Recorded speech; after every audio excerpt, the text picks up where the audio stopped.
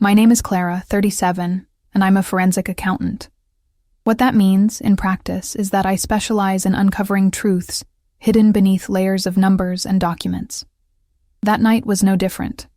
At least, not until I overheard the hushed whispers of my former in-laws.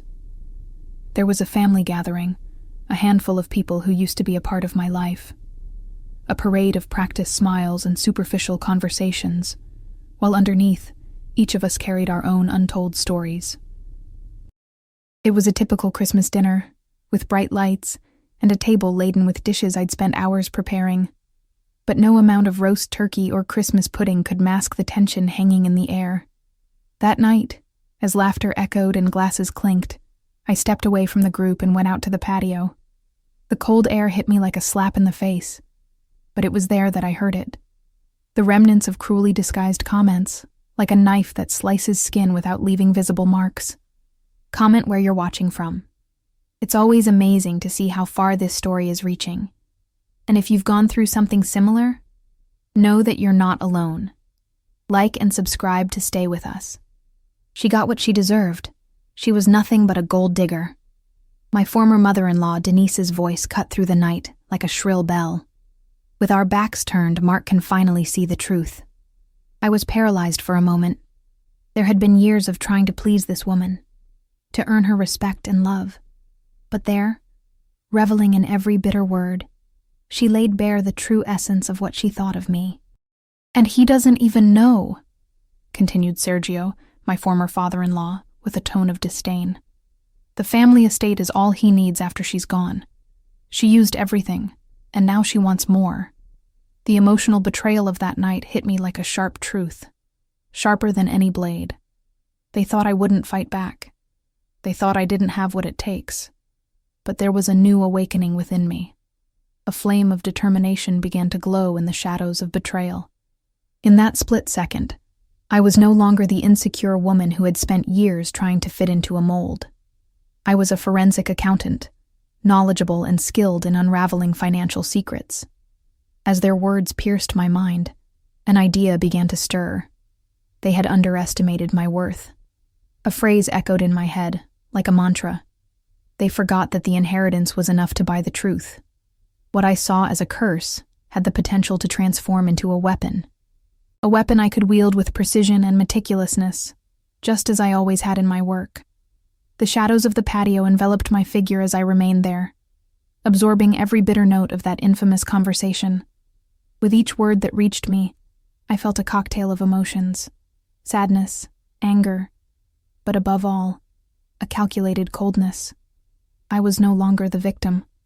This moment of betrayal would become the catalyst for my transformation. When I went back inside, the lights of the house seemed brighter, but the faces around me, those that were once familiar, were now masks of convenience. I found Mark in the living room, staring into space as if lost in a bubble of reflection. He hadn't realized yet, but his words of support now sounded hollow. I couldn't count on him. The family gathering that always made me feel insignificant was about to be the setting for my revenge. The first attempts at reconquest would have to be cunning. I needed to find the loopholes in my in-laws' finances, the root of this disdain that I now knew exactly how to use to my advantage. That night, as I smiled at forced glances and maintained my composure, a growing determination began to shape a plan.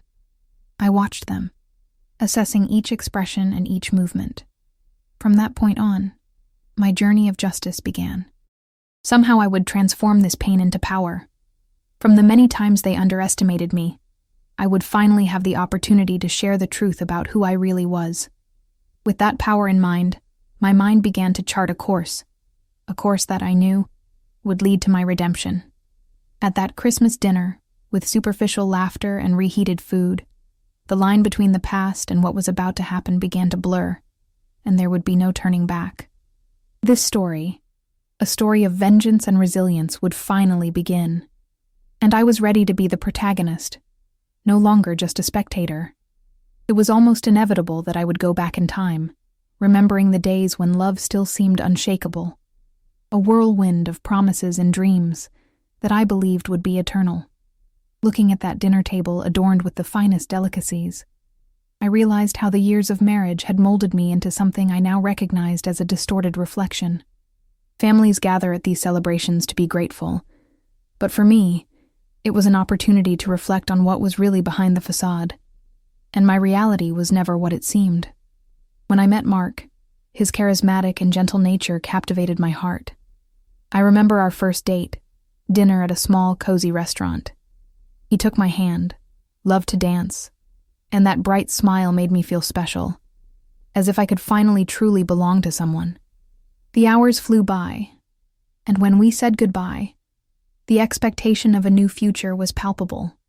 When I first visited my in-laws' home, the home that would now become the battleground for my revenge, it was as if I had been greeted with warm hugs and smiles. But as time went on, those hugs became cold, and the smiles hid veiled criticism. Family dinners had become hidden ruins behind a well-set table. I remember one dinner in particular that stands out as a turning point. We were all gathered, and Denise, without hesitation, questioned my credentials, insinuating that my career was just a facade. Clara's good with numbers, but a forensic accountant is just a title. It's not like she has a PhD. Her words cut like glass, and beside her, Sergio smiled, as if validating every attack. I remember swallowing hard, feeling my hands trembling under the table, while Mark kept his eyes down, unable to defend his wife. He hesitated between his love for me and his loyalty to his parents, a dilemma that was becoming unbearable.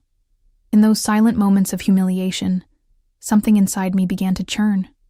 I was a respected professional, but in their presence I was nothing more than an outsider, an intruder who had entered a family steeped in pride and prejudice, unable to earn a place. And those social gatherings, which were supposed to be a haven of fellowship, were in fact a fortress of disdain, a constant judgment under the critical gaze. With each insult, my desire to be accepted transformed into determination. I had to prove that my worth wasn't limited to what they saw. There was a point in our relationship where we should have confronted the harshness of their stares, but instead, we succumbed to compliance, swallowing the humiliation in silence. Passivity wasn't an option. So, I became a methodical observer of the family dynamic. Sergio and Denise's pride was palpable, and their disdain for me, more than simple rejection, was poison. They saw their daughter as a princess searching for a castle, where I, a forensic accountant, was unworthy of being a queen.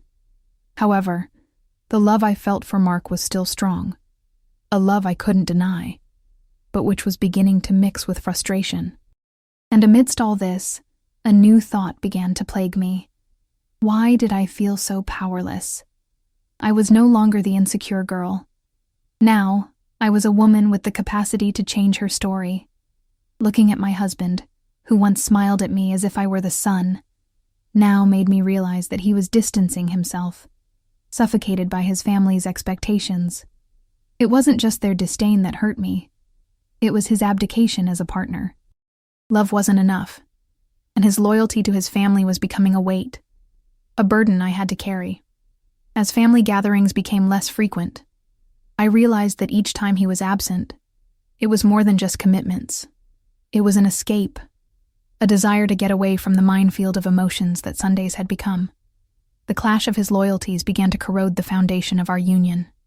The healthy dialogue that once sustained our relationship was replaced by deafening silences and hushed voices, murmurs of growing frustration. The reality became quite clear. The acceptance I had incessantly sought would never come. However, each time Denise subtly criticized me, she verbalized, in fact, a disdain that was not based solely on me, but on her expectations of what a son-in-law should be. That shadow of humiliation transformed into a silent fuel, a malevolent influence that I consolidated, because the issue wasn't just about love. It was about power and control. But that wouldn't make me give up. The scene of that Christmas dinner remained in my memory like a mantra. The weight of their disdain guided me through the memories. Each smile forced me to work on a plan that would use every drop of my energy and accounting knowledge. And so, I felt the transformation within me, a fierce determination to not only withstand the storm, but to become the storm. Looking out the window of my former in-laws' house, with the faces of Sergio and Denise looming large in my mind, helped create a clear image of what I was about to do. Ready to rise like a phoenix from the ashes, ready to turn the tables. This was the turning point. A mental game I was more than willing to play, because this was my life, my story, and finally, I had the tools necessary to rewrite it. I didn't just exist there. I was a force to be reckoned with, and my in-laws were going to find out in the most impactful way possible. The day after that Christmas dinner marked the beginning of a new era in my life. What was once a lackadaisical routine soon transformed into a battlefield in search of the truth. To carry out my plan of revenge and restoration of my worth, it was essential to understand the financial situation of Sergio and Denise, my former in-laws. I needed methodical work, something that would allow me to dig deep and uncover the truths hidden beneath a facade of stability. I returned to my office, my sanctuary, where the air was thick with papers and the faint smell of coffee. I was determined to transform every contradiction I found in their house into a tool of power. I opened my laptop, typing my in-laws' names into public records websites, a strategy that would become my path. With the speed only an accountant can possess, I accessed information about their property, the family estate, a symbol of family status and pride. My heart pounded when I discovered the house was behind on its mortgage. The urge to laugh and the impulse to cry mingled in a dramatic, emotional cocktail. The debt figure reflected not only their financial fragility, but also the possibility of transformation. The property they considered a symbol of their wealth now became the key to my revenge. I knew I could use this to my advantage, but I needed a plan. I needed more information, the exact specifics that would allow me total control. That's how I contacted David, a former colleague who always admired my knack for numbers. "David, remember me? Things have been crazy busy in accounting lately." I tried to sound upbeat, but a wave of pressure enveloped me, and he picked up on the tension. "I hear you're handling complex real estate cases. I need some advice, and maybe a little more help." We met 2 days later at a downtown cafe. I remember the strong smell of espresso as the clinking of cups formed the background noise. I felt my heart race as I discussed my former in-laws' situation, and each new word that escaped my lips explored a new level of disdain and calculated assessment. The records aren't just revealing that their mortgage is delinquent, but also showing they lack a clear plan to resolve it, I said, looking David in the eyes. His expression changed with the new information. Breaking into a smile, he said, "Clara, if you want to dig deeper, this is a great avenue. You can really find a way to act now." The idea of combining our skills began to take shape. Thinking about it, if I can buy the house, not only will I be able to reposition myself as the new owner, but I can also create a watershed moment in the family dynamic. I could barely contain the excitement in my voice, methodically planning each step. "But you can't do this alone," he cautioned, concern etched on his face. "The real estate market is complicated, and you'll need a lawyer to help you with the transaction. But you're headed in the right direction." As we discussed the details, the nervousness in my stomach transformed into determination, as if I'd found the magic formula that would make me the archetype of an empowered woman. Instead of being underestimated, I would transform my former mother-in-law's debts into an asset, and this would serve as a silent scream to show them our true strength. Determined to build an arsenal of information, I dedicated my time between work and in-depth research into my former in-law's financial situation. The demands of a double life began to take hold. I was hiding everything, like a shadow in the house that always saw me as an outsider.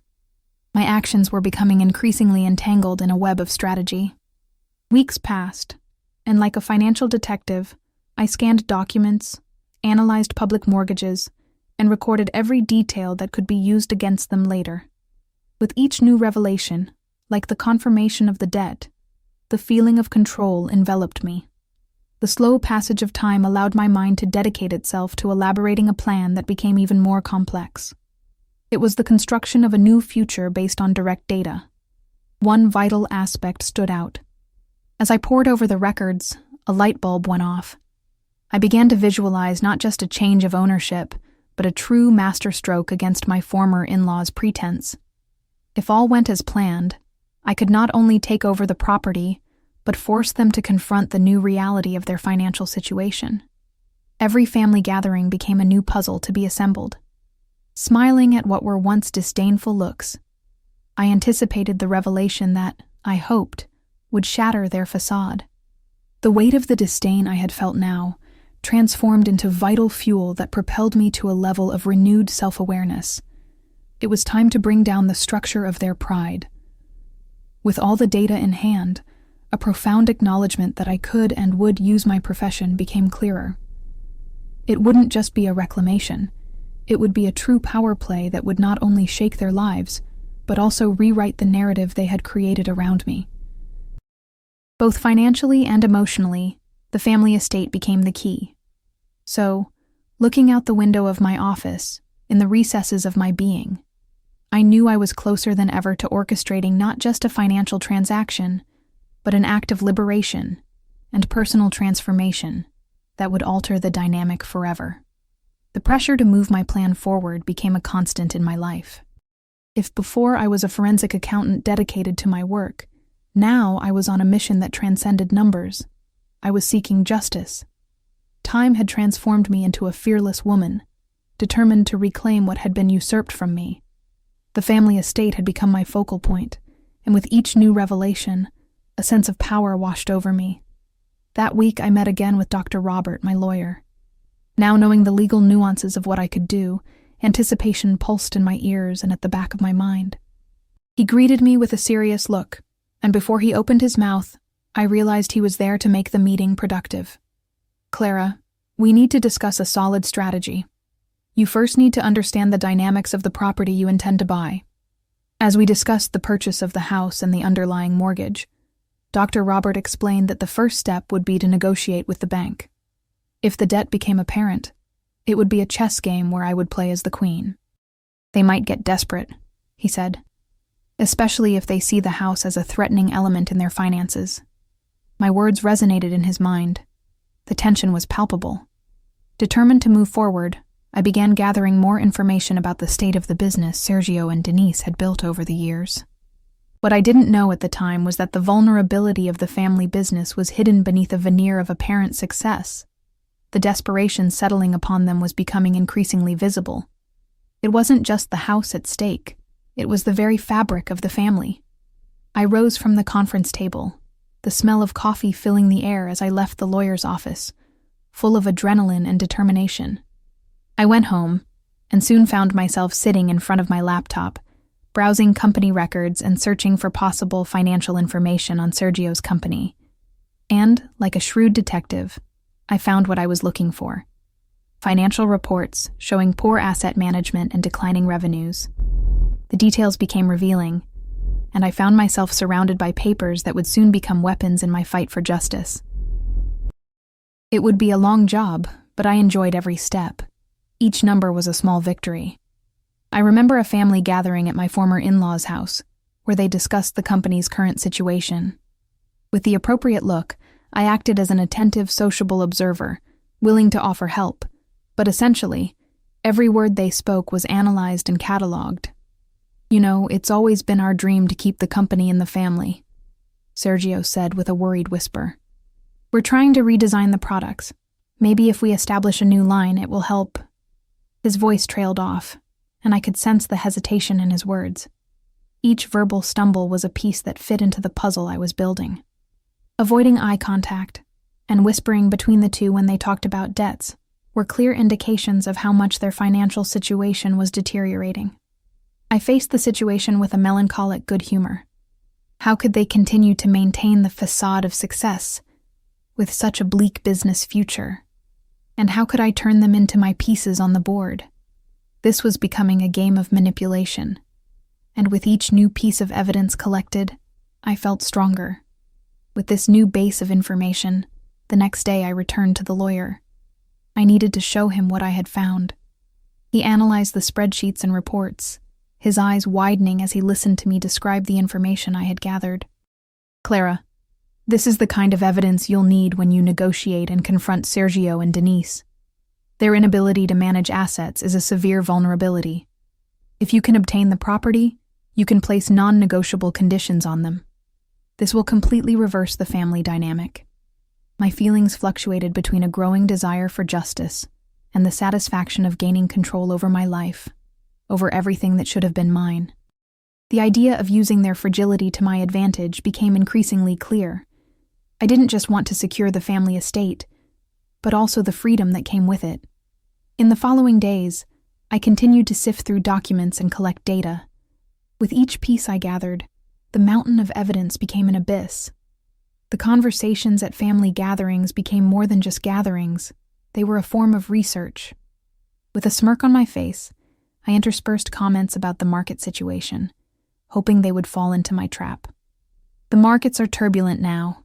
Whoever's got their drinks in hand is going to miss out on the best deals. My insinuation was met with blank stares. They didn't know that conversations of this nature could become the path by which I would lead them. Sergio, anxious during our subsequent meetings, couldn't hide his growing unease, while Denise tried to remain solemn and composed. But the cracks in her facade were easy to detect. A restless hand movement, a gaze that frequently darted to the corners. It was escalating. You know, there are ways to revitalize a struggling company. And I've read some information on how mutual investor help can change a critical situation. I didn't hide my interest. In fact, my every whisper was a trap to plant them in the field of doubt. However, it was clear that something bolder would be necessary. A compass to guide me to a culminating moment. As the end of the week approached, something inside me was about to erupt.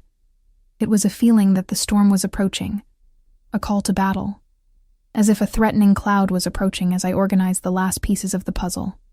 The day of reckoning was approaching, and I had a feeling that when the storm finally broke, it would be a sight to behold. As the sun set against a backdrop of vivid colors, reflecting on a dark future, I prepared my plan with fervor. That house, the home Sergio and Denise believed they were protecting and defending, would become not only my new home, but a fortress of justice. With determination, I began to chart the final steps of a journey that would take its shape and solidify a new reality, where they would finally learn that power and truth can indeed be bought. That would be my victory and their lesson. A new chapter was about to be written, and I was determined to be the main author of my own story. The family estate wouldn't just be my home. It would be a symbol of my survival, a triumphal altar where truth always prevails. My journey, after all, wasn't just about revenge. It was about self-worth and freedom. The day of revelation was approaching, and when it arrived, everything would change forever. The big day arrived. The morning was shrouded in expectant silence, as if the universe was holding its breath, anticipating what was about to happen. The sun was shining, but it wasn't like any ordinary sunny day. There was an intense luminosity that made the birds seem happier, the sounds of nature more vibrant. Inside me, there was a storm of emotions, anxiety, excitement, and a fierce determination. As I prepared for the family gathering, I relived every moment that had brought me there, every insult, every scornful glance, every humiliation I had endured at the hands of Sergio and Denise, my former in-laws, the guardians of that family estate I was now about to claim. I put on a simple but elegant blouse that gave me confidence, the same dress code I used in so many business meetings, but with a renewed purpose. I wasn't just getting dressed, I was arming myself for battle. Dinner was carefully arranged and decorated. There were fresh flowers in the center of the table, and the wine, one of the best from the cellar, waited in its bottle, ready to toast a new beginning. The hours passed slowly as I waited, but when the doorbell rang, a wave of adrenaline coursed through my body. It was time. I was about to reveal the truth that would change everything. Opening the door, I forced a smile that wasn't just expected, but also a well-rehearsed curtain to conceal the revelation that was about to unfold. Sergio and Denise entered, and I could notice the slight tension on their faces, a tremor of reluctance that was almost palpable. "Hi, Clara. So glad you invited us," said Denise, trying to feign an enthusiasm that wasn't genuine. Behind her eyes there was a slight weakness I had learned to identify. It was a moment of fragility that quickly disappeared. Barely finishing the sentence, she was already anticipating what was to come. "Of course, Denise. It's always a pleasure to have you here. I've prepared something special," I replied, guiding them to the dining room where the table was already set. The aroma of the food filled the room, creating a light atmosphere, which would soon become heavy. After a few minutes of trivial conversation and forced smiles, the atmosphere already heralded the big event. Dinner went smoothly, but I employed a calculated strategy. The conversation flowed about the house, its sentimental value, and its importance to the family. As we talked, I carefully led them to discuss the financial difficulties they were facing, draining their eagerness to defend themselves with denials. I wanted them to know that I was paying attention to every nuance that arose in the conversations. "Have you ever imagined what it would be like if we could revitalize the house together? We could give it a new life," I suggested, savoring the effect of the words. Every gesture of mine was calculated, every glance maintained control as they each responded with uncertain expectation. The true revelation was just steps away from unfolding. "Yeah, the house really needs some renovations," said Sergio, hesitating. Uncertainty spread, and the conversation skirted around the delicate situation they were trying to hide. The moment was precious, and I enjoyed every second, as if I were shaping the mood. As soon as we finished dinner, I gestured for us to toast. "To a new beginning," I declared, keeping the smile on my face. The glasses clinked, but the animation in their eyes wasn't the same as mine. A first touch of change. I was changing the family dynamic, and at the same time, beginning to dismantle their control. After dinner, everyone settled into the living room. The atmosphere had subtly changed. I could feel the tension rising. The moment of revelation was approaching. I looked at Sergio and Denise, their faces reflecting a mixture of apprehension and expectation, and savored the delicious irony as the big secret simply overflowed from me. "I bought the house," I stated, my voice firm, almost elegant. It was as if I was firing an arrow that had been carefully prepared. The silence in the room was palpable. The shock that set in was almost familiar, like my feeling of powerlessness that had now transformed into power. Their faces went white as the words I had spoken permeated their meaning, and I was there, watching as the chains that had bound them for so long began to break. "What do you mean by that?" asked Denise, her voice cut by disbelief. Despair began to take over as she tried to compose herself. "I thought it would be best for all of us," I replied softly, but with an assurance that, even admiring, they couldn't circumvent. I had prepared a carefully constructed speech, but what followed was just the natural flow of control, and I was in the lead. "I'm sorry, but I couldn't let you lose what was always yours," I continued, shaking my head to stop the words Sergio was trying to put together. His disappointment was simply irresistible, but the feeling of power that invaded my body was as intoxicating as it was tragically satisfying. "I'm genuinely concerned you feel threatened," I added, regaining control of the conversation like a stage director observing the play unfold. "But the truth is, I need to ensure this house remains its intended purpose, something meaningful, with a more positive future. I didn't come just to take the house. I came to restore it to its rightful place." Shock morphed into deeper distress, their expressions shifting from disbelief to anger. But I wouldn't back down. "You were about to lose everything. I'm not here to be the villain, but the partner you all need," I said, my gaze fixed on their faces as the pieces clicked into place. At that moment, the revelation I'd planned became truth, like lightning illuminating a darkness built on denial. I knew this new dynamic wouldn't be easy for them. I crossed my arms and waited, the silence stretching as they processed the information. Sergio was the first to break. "How could you do this? The house was my legacy." The indignation in his voice sounded both familiar and distant, but he soon saw, beneath his anger, the fragility surrounding him. He and Denise were becoming aware that the stakes were high, and the old guard was crumbling.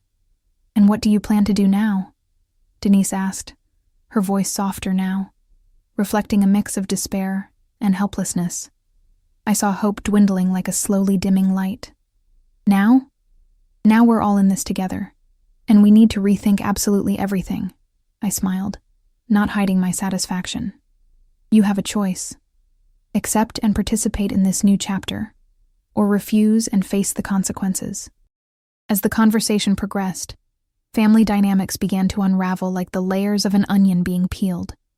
Hidden truths emerged, and I was there to guide the conversation, shaping a new reality as ultimate control shifted to me. The future that had been a distant dream was now within my grasp. The day of the revelation wasn't just about acquiring the family estate. It was an act of liberation and the restoration of dignity I'd fought so hard to reclaim. Their defeat wasn't the outcome I sought, but a genuine transformation of the family dynamic that fit perfectly with everything I'd hoped for. And so, as the conversation flowed, it filled the room with a new energy. Tension slowly transformed into shared responsibility, and they began to weigh their options instead of clinging to fear. The unbreakable alliance was forming, and I claimed not only the house but a place within that family narrative. I was ready to write an ending where everyone could understand the value of embracing change. Thus, I reclaimed my position and was ready to face the future, a future that would be different for everyone, but that would finally become a new dance where I would lead the show. The family estate, once burdened with a singular weight, would now give wings to a fresh start. Around that table, etched with stories and struggles, the true transformation began. The weight of the revelation hung in the air, the family atmosphere growing tenser with each passing second. The words I'd spoken weren't mere pronouncements. Behind them lay a powerful emotional charge, an echo of everything experienced up to that point. Now that the family estate was officially mine, the family's future began to be written in a way none of us had foreseen. Sergio and Denise exchanged nervous glances, like two players who realized the cards had been completely reshuffled. The despair that had previously manifested in murmurs now escaped Sergio's lips in a more trembling way. But what are we going to do? The house is our security. Then, with a smile on my face, I told him what I truly wanted. I'm here to create a new future, not to destroy what you've built. This house can be a home again, but we need to be honest about our situation. The truth, already as heavy as a thief, began to taste freedom as it moved from any lingering pain to a renewed space of opportunity.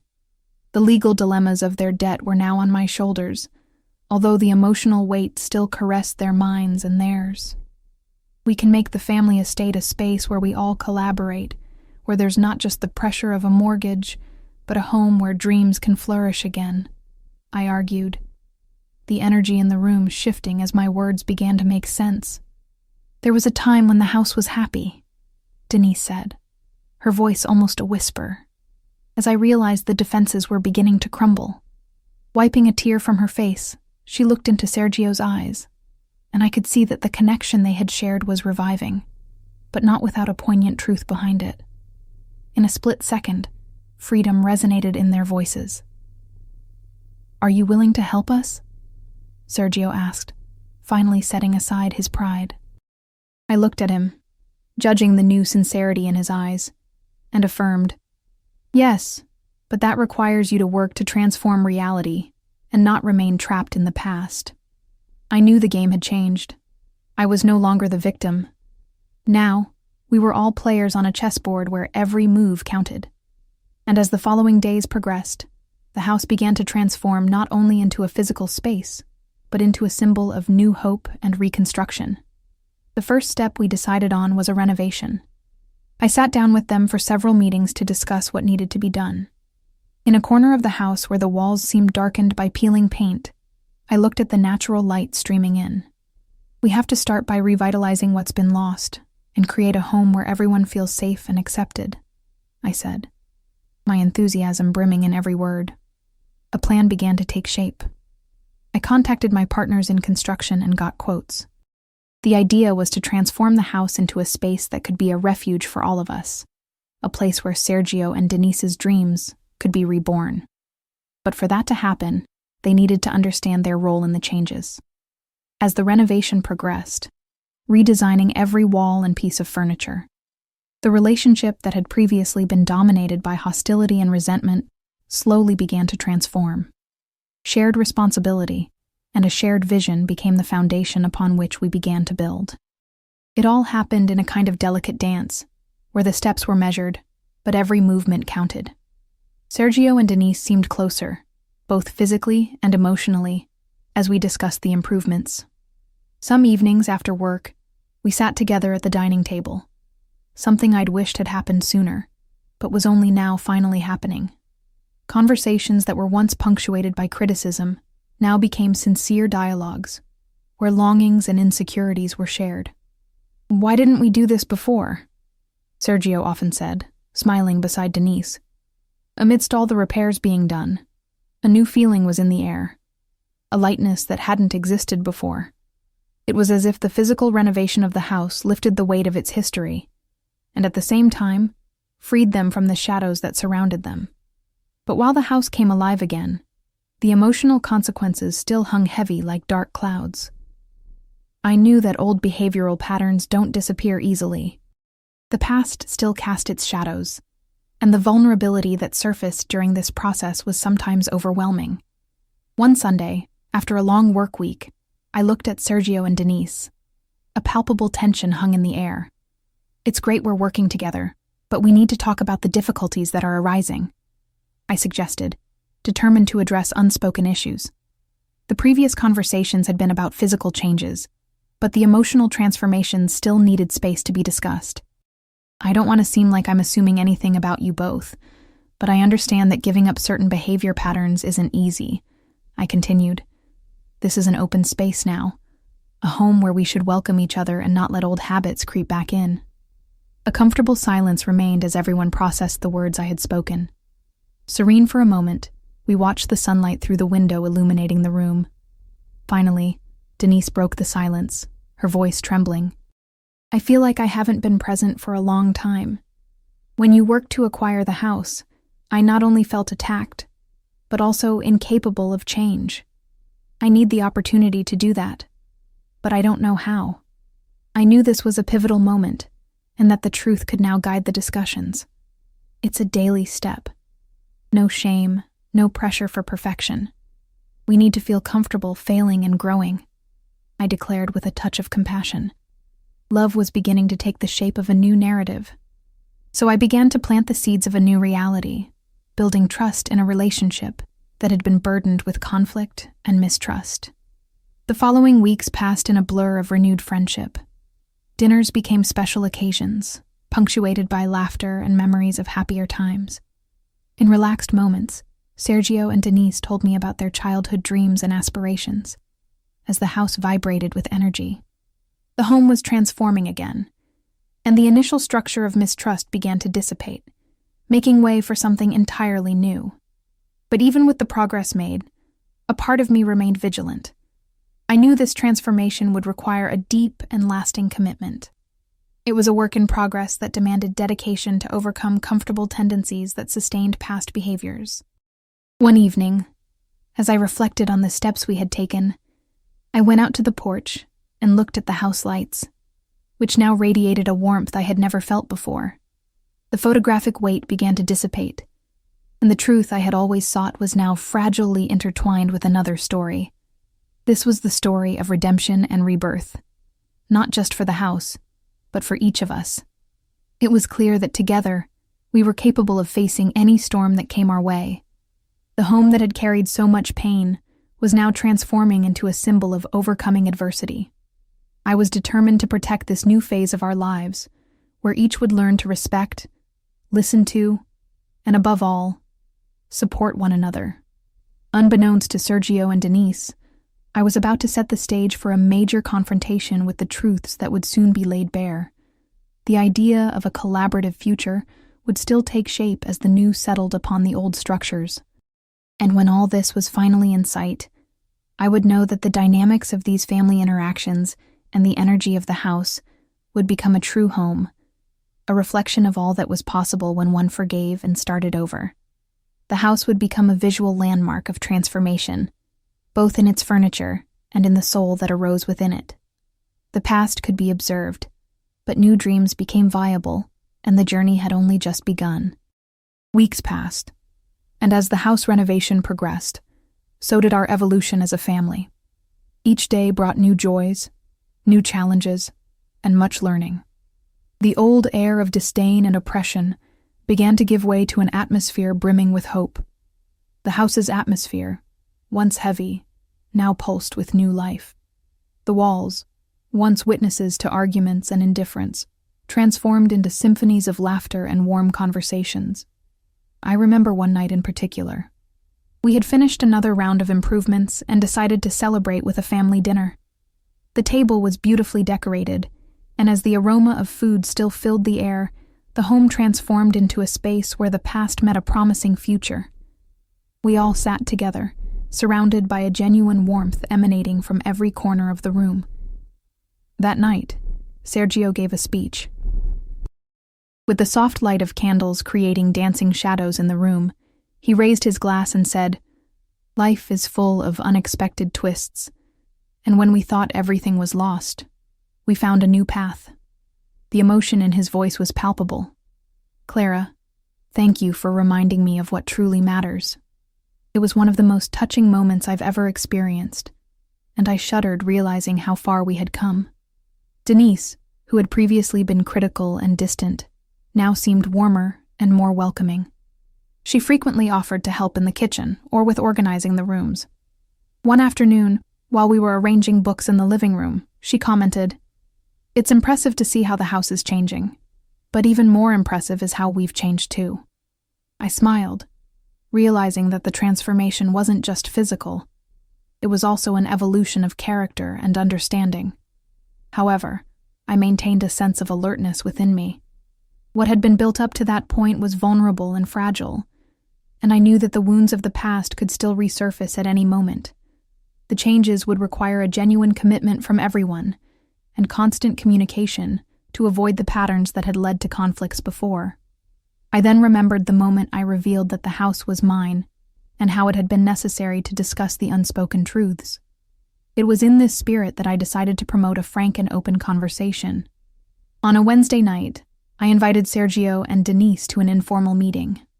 "We need to talk about what we're building together," I said, sitting down with a serious air. Their expressions changed immediately. There was a mixture of curiosity and apprehension in the air.